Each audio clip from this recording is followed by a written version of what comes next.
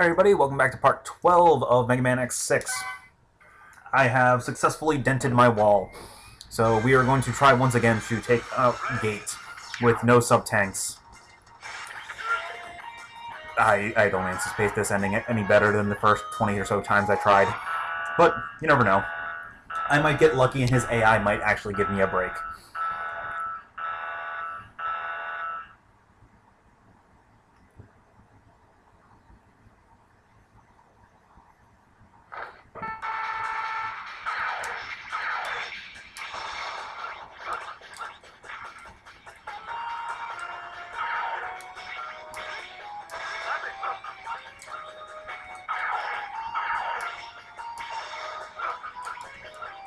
Well, so far so good. Just keep it up. Yep. Nope. Bad. Well, it started off good.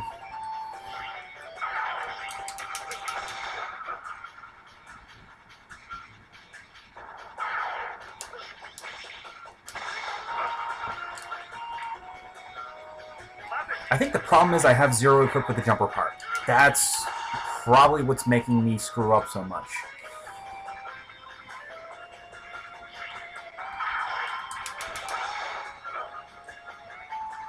Because the jumper part, in addition to making your jumps higher, also causes you to go further away from the wall when you wall kick.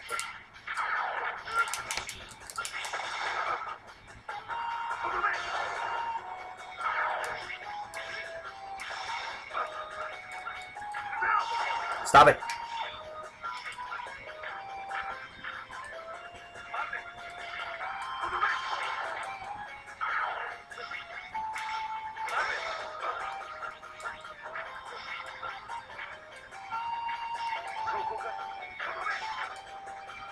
Stop it.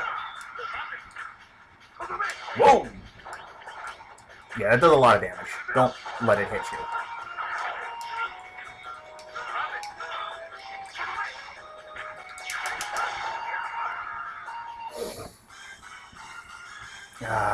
Almost had it.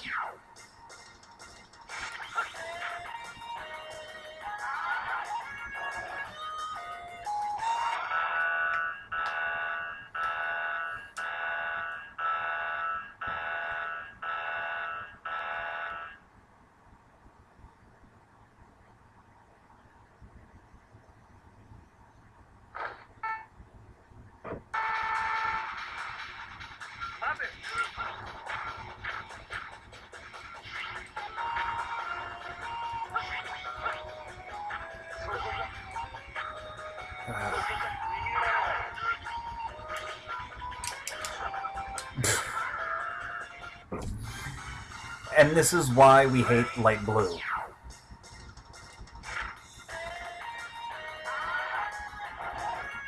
Because pretty much once that happens, you lose.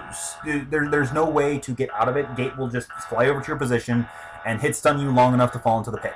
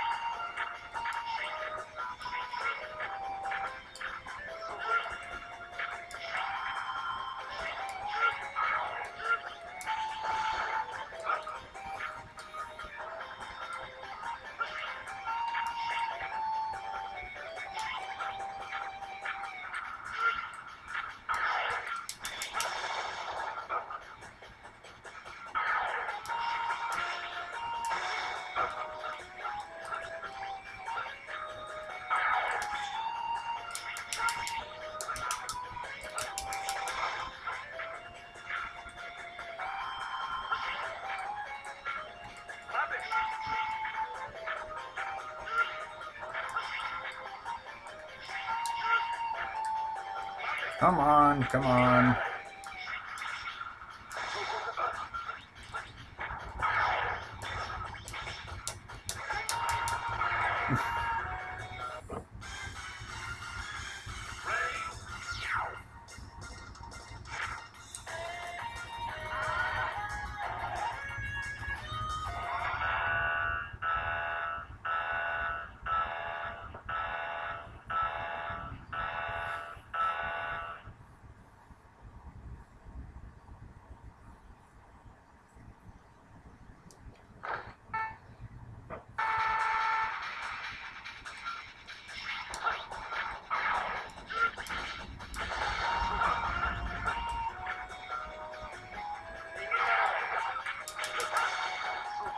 Oh, really?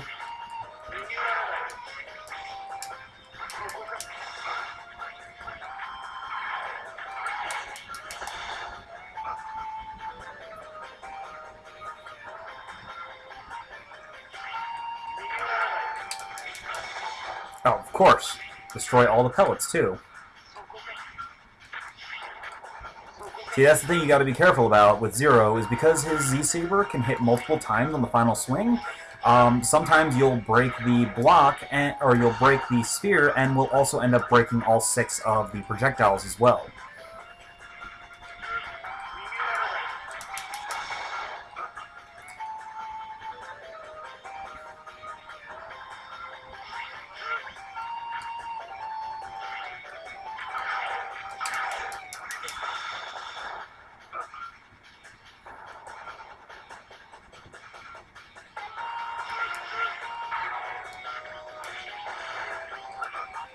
Honestly, the fight's really not that terrible. It's just the bottomless pit, his ability to destroy his ability to destroy the platforms, and the whole having to wait for him to actually decide to attack you instead of just flying to your position. I think if they at least got rid of the bottomless pit part, this fight would actually be tolerable. Or if you launched the orbs a little more often. Did not mean to dash there. Meant to dash there.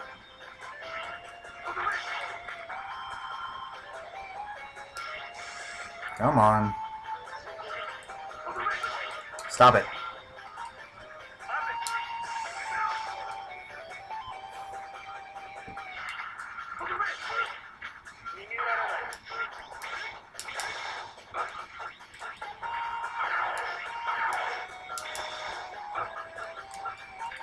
Okay, should be like 4 more, I think.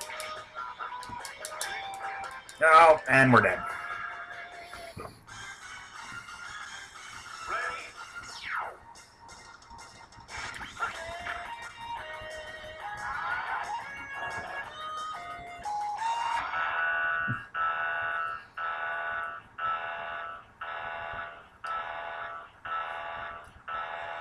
To be perfectly honest, though, I would much rather fight Gate than Nightmare Mother, because Gate is at least avoidable for most of his attacks, whereas the Nightmare Mother isn't. Especially if it decides to do double up or double down. Then there's no way to avoid damage there.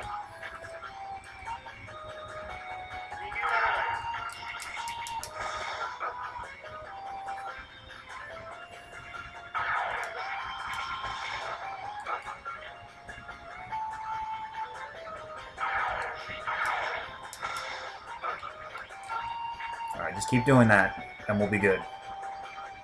No, of course not.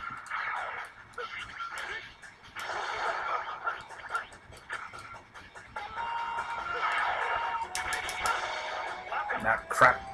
Bad, bad.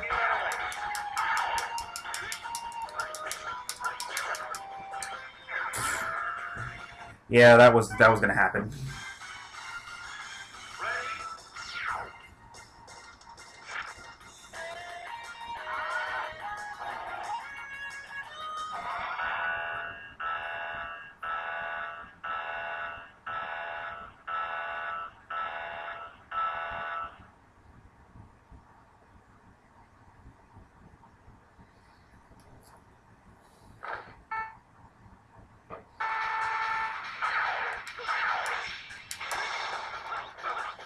Oh, I really do not want this fight to take the rest of the night. I'd like to actually complete the game tonight. Or at least this playthrough. Because once we get past Gate, it's smooth sailing for the rest of the game.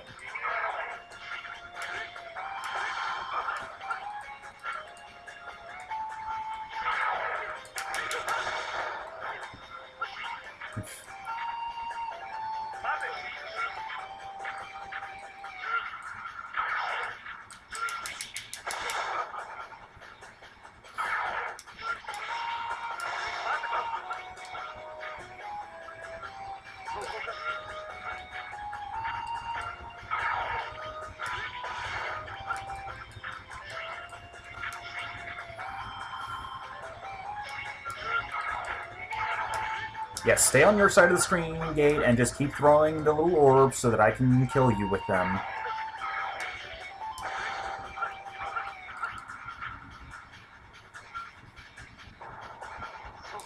No! Bad!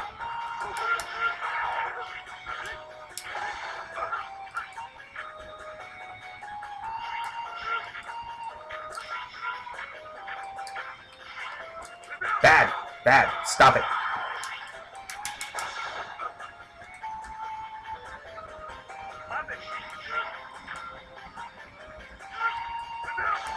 Stop it!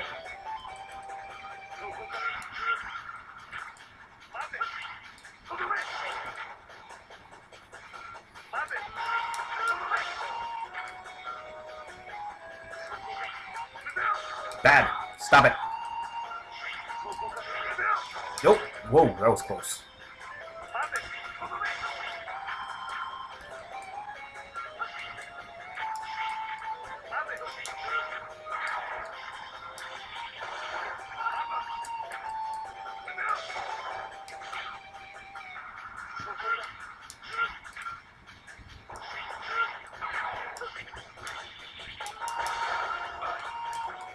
Okay, I think he's got like 3 more hits now.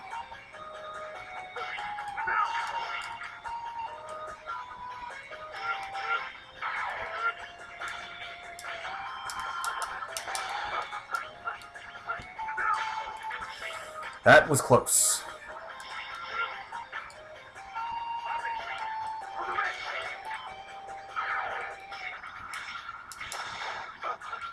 Alright, should be 1 more hit, but I'm pretty sure I've only got 1 more hit too.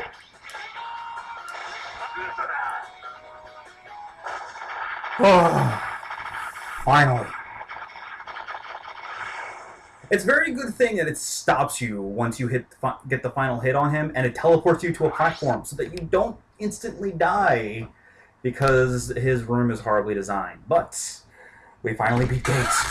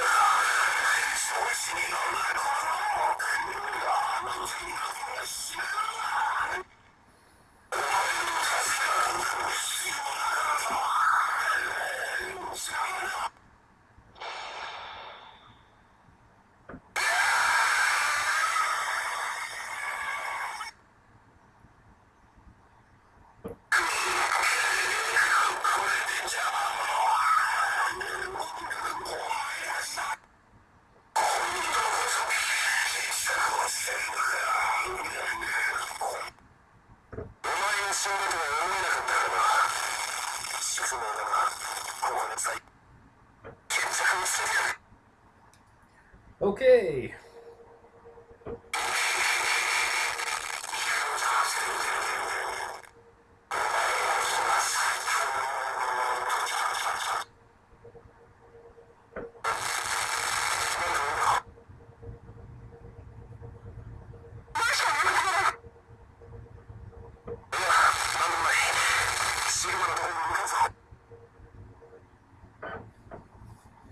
Alright, now that that horrible escapade is over with, we can actually get to finishing the game.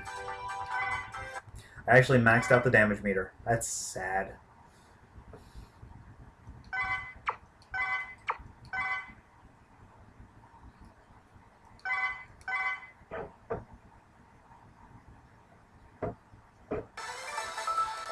Okay, so we no longer need these parts, so let's actually get Master Saber and Saber Plus. This way we'll be doing a crap ton more damage. Actually, you know what? Let's go with...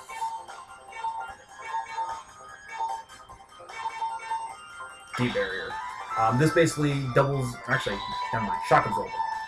Or Shock Buffer. This halves the amount of damage we take. Probably not really that necessary at this point. I could have definitely used it in the last level, but I'm going to be slugging it out with a bunch of bosses, and I right now only have the equivalent of one E-tank on me. Though I should be able to refill it by the end of the, or refill them both by the end of the boss fights. Now, as you no doubt remember, this place is full of spikes, and we don't have the shadow armor to protect us. You want to hang to the right. But of course, be very careful that you don't fall on the spikes and die. Like that.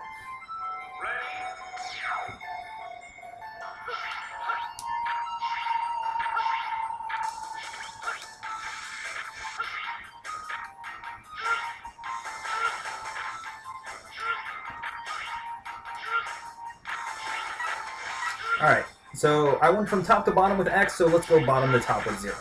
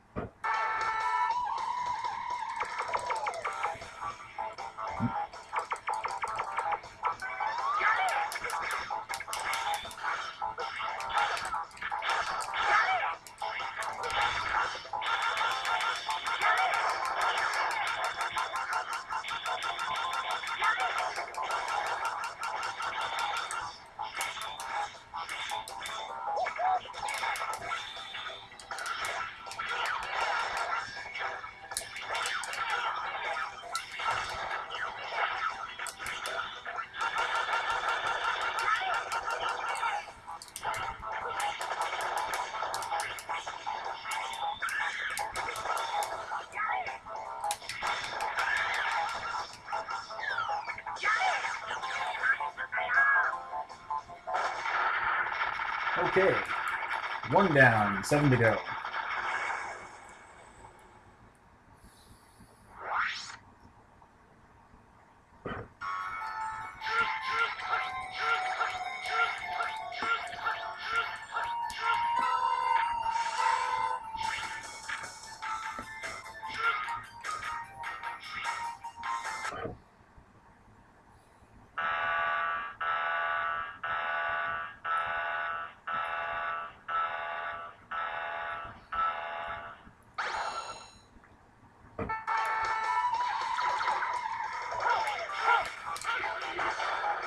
Now, once again, you remember he is weak to the weapon from Metal Shark player.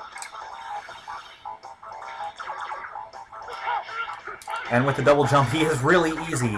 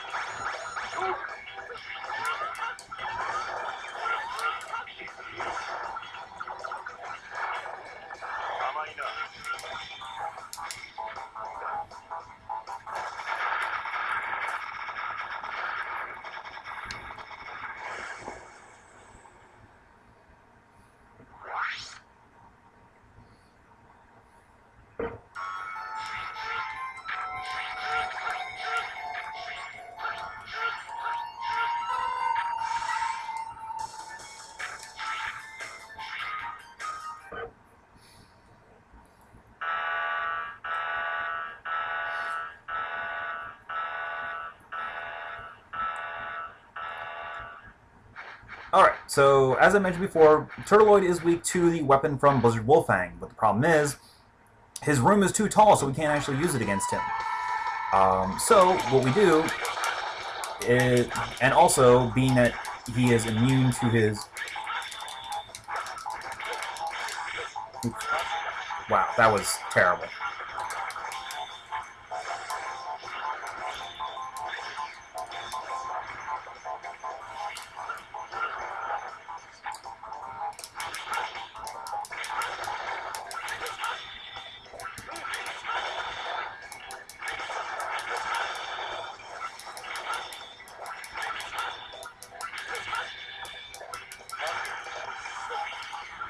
So basically, you just fight him like we did the last time.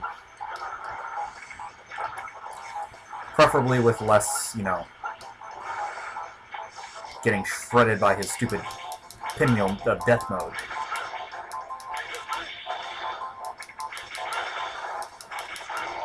There we go. That was a sad, sad fight. I'm sorry you had to see that.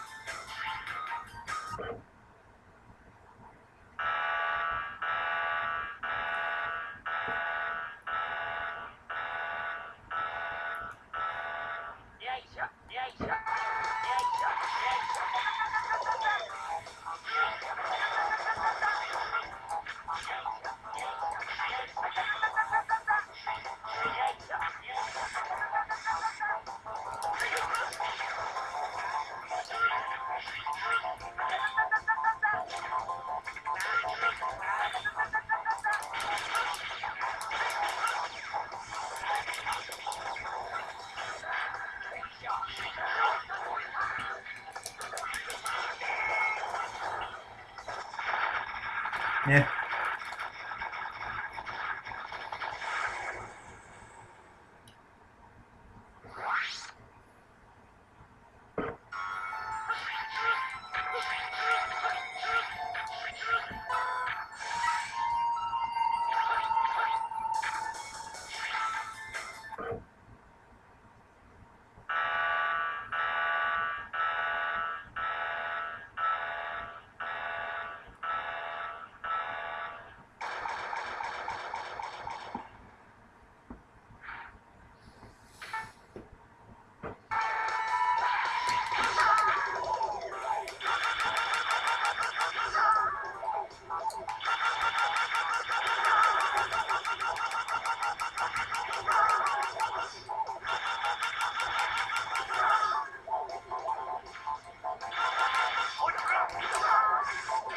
Alright, summon. Oh, there he is.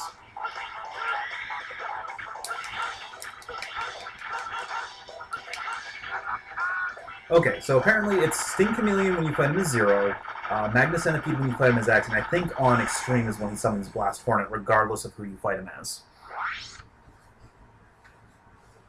Or maybe it was on Easy that he summons. I don't know. One of the two.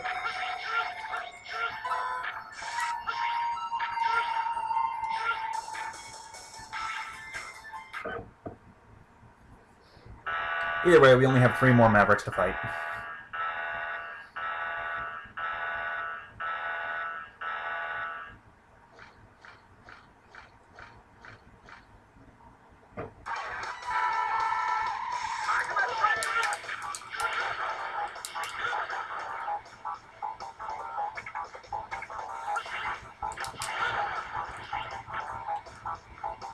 Oh, come on.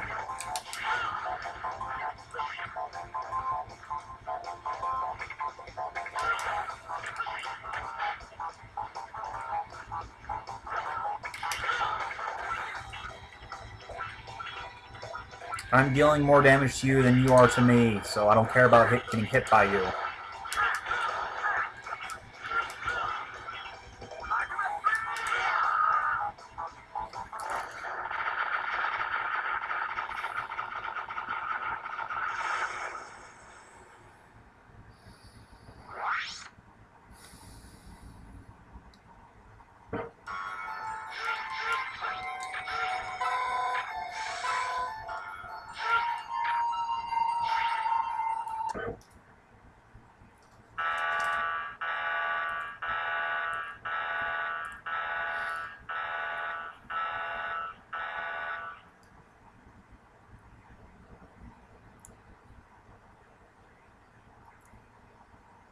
And now you get to see what happens when you use Wolfang's weakness against him. It's really sad. Oh wait, you saw that well, you saw it with X. Zero, it's a little more... I mean, you're probably gonna end up taking a bit of damage just because of how close you have to be with it. But as you can see, it just tears his life apart because you can include it as the third hit of Zero's three swing saber combo. And since the first two hits don't cause boss invulnerability, yeah, it tears them up.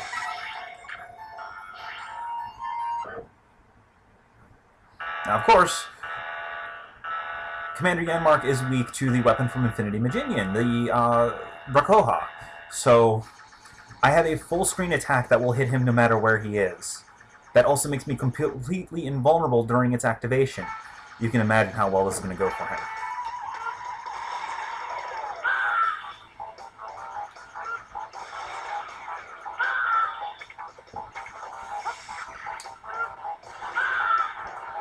Unfortunately, it really...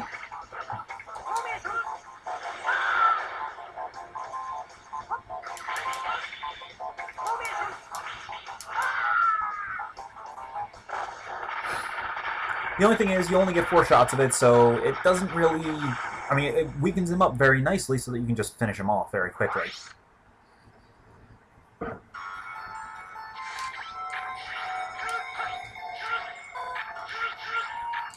Oh, good. And we're all full up on sub-tanks. And going to the final area now.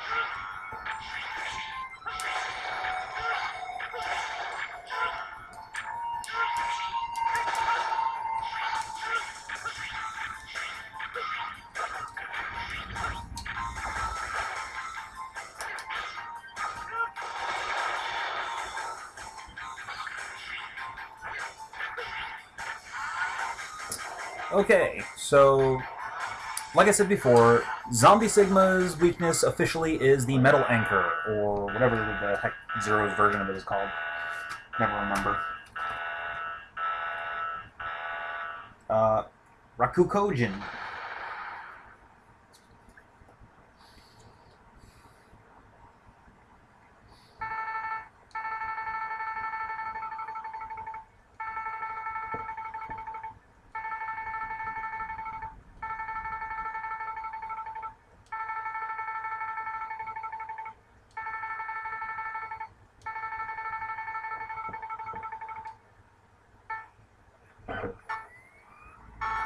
So the Buster also deals a decent amount of damage, but for maximum damage, you just hit him with the anchor from Rakukojin. And then you jump all over the crap that he spews, and yeah, it...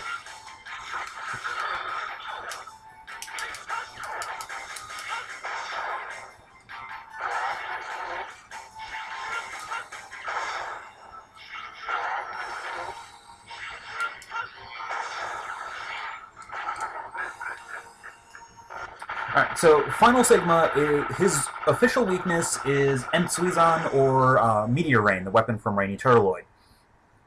So, just like how Shadow X could take him down in no time flat, Zero can take him out in no time flat.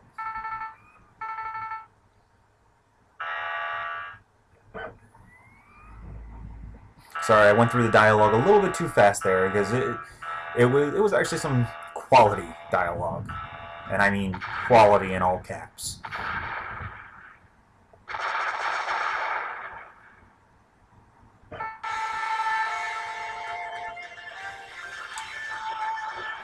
I'm gonna actually pop the life recovery here, just in case. I shouldn't need it, but...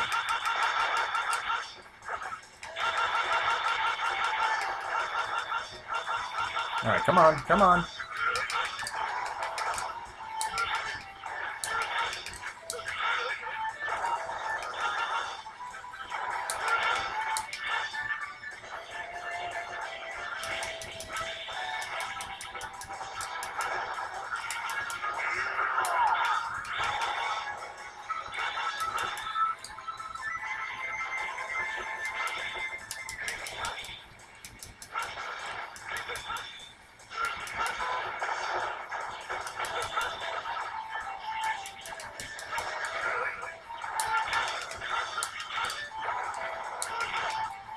Wow, I'm actually taking a lot more damage than I was expecting to.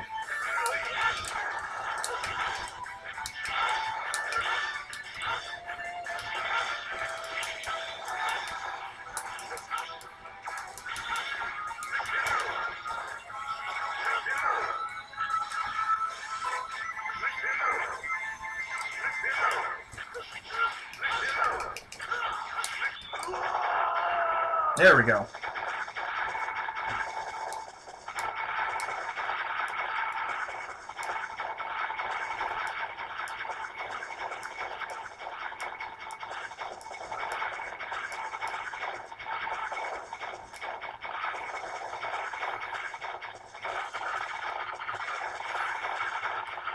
Alright, so when they made X6, Capcom realized they screwed up the timeline for the X and Zero series. So, with Zero's ending, they tried to form a bit of a compromise. Well, you'll see.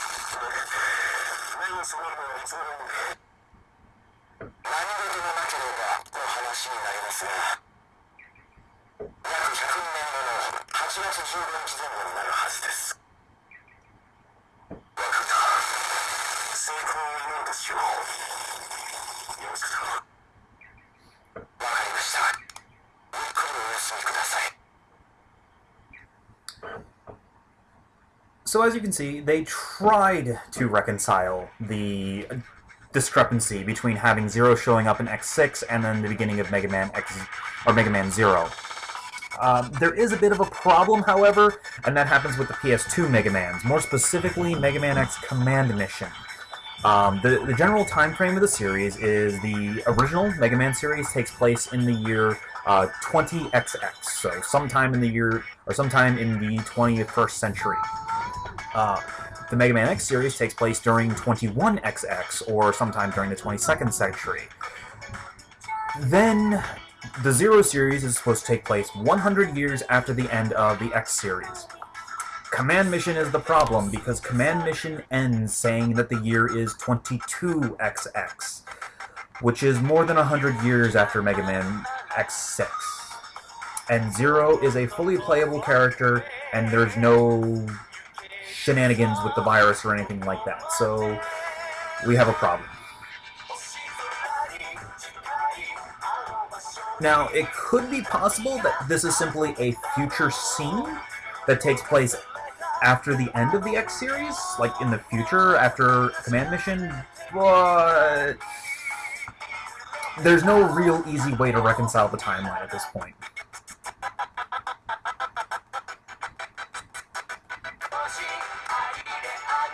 But we can speculate and conjecture all we want.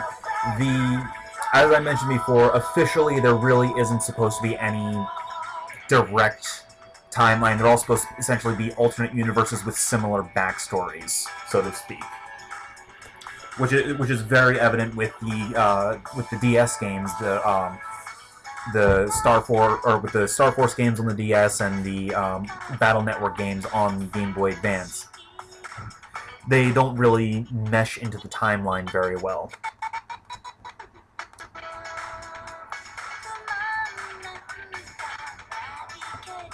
And then, of course, there is the ZX series on the DS as well. Who knows where that goes in the timeline? Potentially sometime between the Zero and Legends series. It could be after the Legends. I got nothing.